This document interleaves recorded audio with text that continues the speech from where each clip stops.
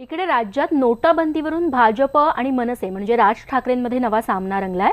नोटाबंदीची चौकशी झाल्यास तो देशातील सगळ्यात मोठा घोटाळा ठरेल असा गंभीर आरोप राज ठाकरेंनी काळा चौकीच्या कालच्या सभेत केला। त्याला प्रत्युत्तर देताना भाजपने राज ठाकरेंवरती जोरदार हल्ला चढवलाय। जे लोक काही ह्यांच्याबद्दल बोलायला जातील, काही करायला जातील, त्यांच्यावरती ईडीच्या केसेस टाकायच्या, त्यांच्यावरती सीबीआयच्या रेट्स टाकायच्या, त्यांच्यावरती इन्कम टॅक्सच्या रेट टाकायच्या।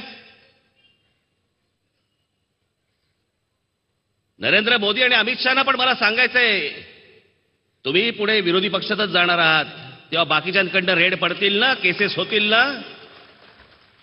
मी तुम्हाला आज सांगतो, मी माझ्या गेल्या वर्षीच्या गुढीपाडव्याच्या सभेमध्ये मी सांगितलं होतं की नोटबंदी, या नोटबंदीची ज्या वेळेला इन्क्वायरी निघेल ना, त्यावेळेला 1947 सालानंतरचा सगळ्यात मोठा स्कॅम हा या देशातला ठरेल।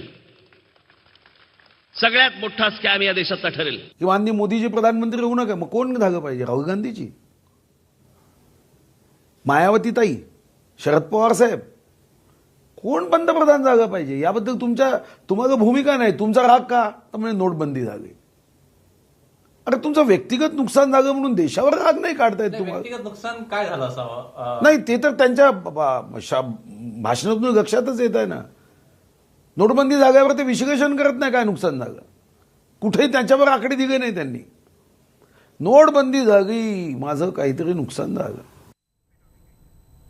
दुसरीकडे काँग्रेसने इंजिन भाड्याने घेतलं असून ते तोंडाच्या वाफेवरती चालू पाहतायत अशी टीका मुख्यमंत्री देवेंद्र फडणवीस यांनी केली आहे। तर उत्तर मुंबई लोकसभा मतदारसंघातील युतीचे उमेदवार गोपाळ शेट्टींच्या प्रचारासाठी आयोजित केलेल्या सभेत बोलत होते।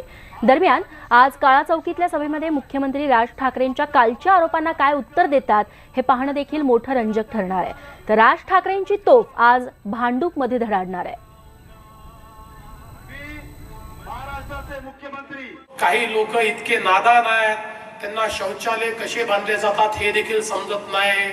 आता या मुंबईमध्ये काही पक्ष किरायाने गेले आहेत। आपल्याला माहिती आहे ना, काही पक्ष भाड्याने मिळून राहिले आहेत। पूर्वी मोटरसायकल भाड्याने मिळायची, सायकल भाड्याने मिळायची, मोटर गाडी भाड्याने मिळायची।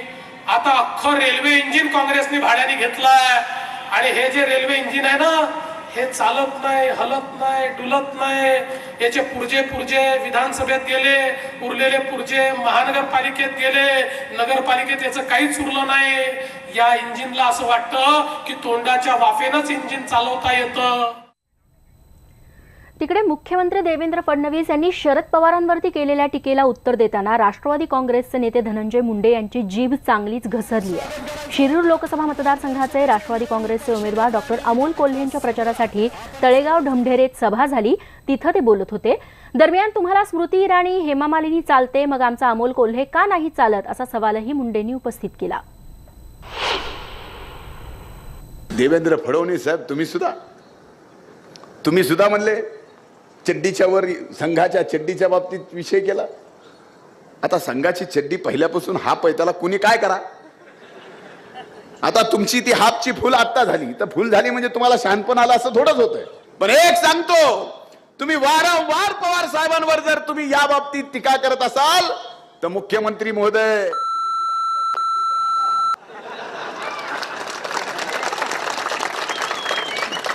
नाही तर 23च्या अगोदरच चड्डी खाली। मुख्यमंत्री शिक्रापूरला आले, सभा घेतली, 5000 लोक, ते बी भाड्याने आणावं लागले। 200 रुपये ना काय भाड्याने आणले?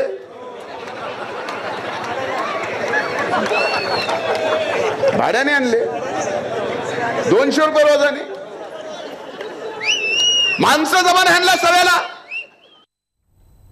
माजी मुख्यमंत्री नारायण राणे यांच्या आत्मचरित्राचं लवकरच प्रकाशन होणार आहे। नारायण राणेंचे पुत्र आमदार नितेश राणे यांनी याविषयी एक ट्विट केलंय। यात अब आएगा मजा, सबका हिसाब होगा असाही गर्भित इशारा नितेश यांनी ट्विटमधून दिलाय। शिवसैनिक ते मुख्यमंत्री आणि आता महाराष्ट्र स्वाभिमान पक्षाचे सर्वेसर्वा असा नारायण राणेंनी राजकीय प्रवास केला। त्यांच्या या कारकिर्दीमध्ये अनेक राजकीय घडामोडी घडल्या असून राणे आपल्या आत्मचरित्रात नेमके कोणते गौप्यस्फोट करणार याविषयी सगळ्यांनाच उत्सुकता आहे।